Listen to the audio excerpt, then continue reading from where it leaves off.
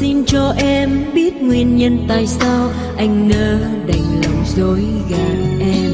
Tình em trao anh đó có lỗi lầm phải không? Cớ sao anh đành lòng gian dối? Sao không chịu nói ra đi?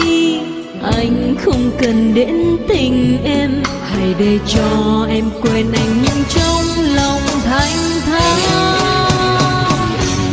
Tại sao lại gạt em anh ơi, hãy nói đi. Tại sao anh gạt em có lỗi lầm chi? Em đã quá yêu anh đến dại khờ. Tại sao anh đành lòng như thế? Phải chỉ ngày đó nếu biết trước kết cục này thì em chẳng yêu chẳng tin ở người. Để ngày hôm nay không phải đắng cay, anh hãy nói đi. Tại sao anh gạt em?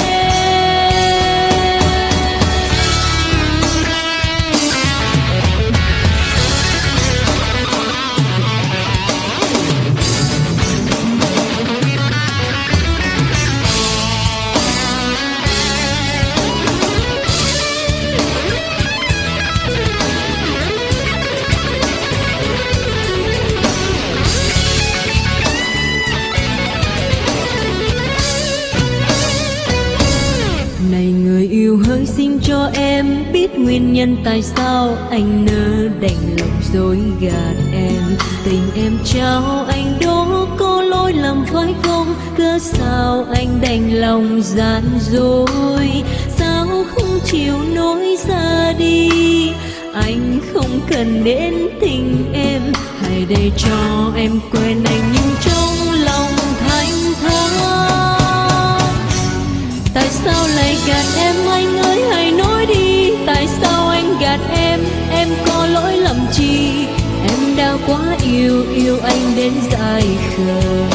Tại sao anh đành lòng như thế? Phải chỉ ngày đó nếu biết trước kết cục này thì em chẳng yêu chẳng tin ở người. Để ngày hôm nay không phải đắng cay, anh hãy nói đi.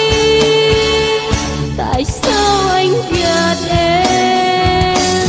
Tại sao lại gạt em anh ơi, hãy nói đi. Tại sao anh gạt em có lỗi lầm chi? Em đã quá yêu anh đến dại khờ.